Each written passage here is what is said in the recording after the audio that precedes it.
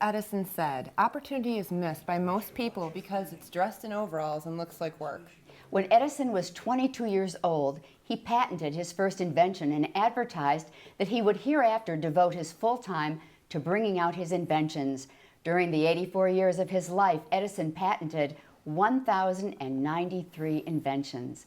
Welcome to Celebrate Michigan. I'm Cheryl Choden.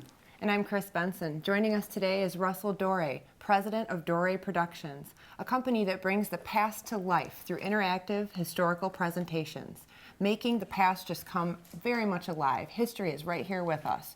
Russell will introduce us to one of history's most important inventors, Thomas Edison. But in order to do that, we're going to have to go back in time to 1925. You're going to hear about Harvey Firestone, Henry Ford, names that are pretty well known here in the Detroit area. Right. So welcome, Mr. Edison. We're so pleased to have you here today. Good morning. Thank you for being here.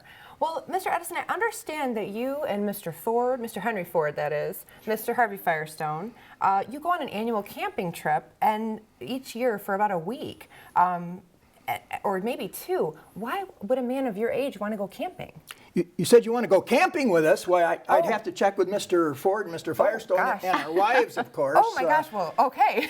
I have a bit of a hearing loss. Perhaps you could repeat the last part of that question. Maybe I didn't get it. That you, a man of your age, why would you want to go camping? Oh, why would a man of my age want to go camping? That's better. Well, John Burroughs, the naturalist, introduced us to camping a number of years ago. You see, when you're well known and you go on vacation and stay in a hotel or a resort, you have no privacy. But out in the wilderness, we could have privacy and enjoy each other's company.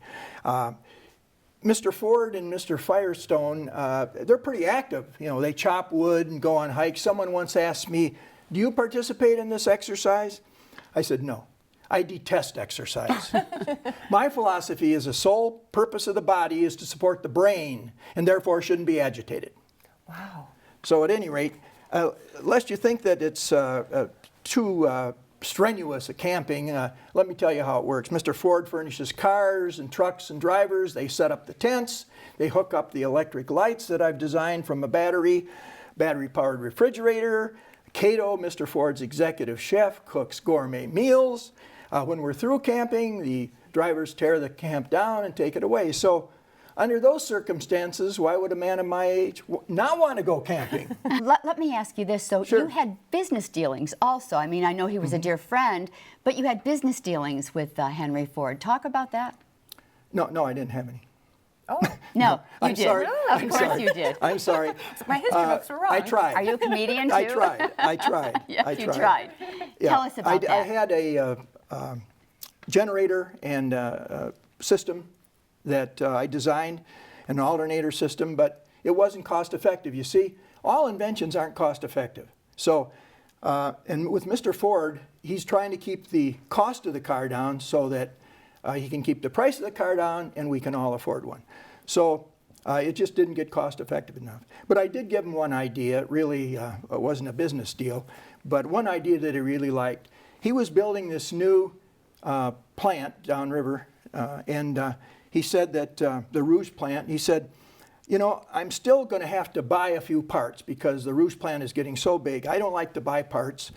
I like to make them because I like to cut out the middleman and keep my costs down." So he said, "I'm going to have some small industries called village industries around southeastern Michigan. Okay. And they will make just one part, like maybe valves. And they will be in small communities so people can walk to work. They can still continue to farm part-time. Most of them would be farmers. And they'll have a wonderful life." And I said, "Well, if you're going to do that, here's something extra to think about. A lot of grist mills were in this part of the country, and they put theirs on streams and used water wheels for power." Oh, great. And I said, "Now, it won't supply all the power, perhaps, for your plant, but it'll seriously reduce your operating costs." Well, you say reduce your operating costs to Mr. Ford, you've got his attention. And so he did that. So he has some 20 village industries planned throughout southeastern Michigan, and they will each make one part. For instance, there's going to be one in Northville. They'll make the valves. One at Nankin Mills. They'll make little stamped parts for the dashboard. So, wow. And to thank me for that, every year he sends me a brand new Model T. Wow. So if you're ever down to Fort Myers, where I have my winter home, after the first of the year, stop by and I'll make you a good deal on last year's model. Oh, wow. Sounds sounds like a great That deal, is Cheryl. amazing. Yes, yes. We just have a few seconds before the break. Can you want to tell us about your family? Yes. Briefly? Yeah. I married my first wife, Mary, had 3 children. Unfortunately, she passed away. When I was 39, I married Myra, my second wife, and she was 19. You might be interested in how I proposed to her.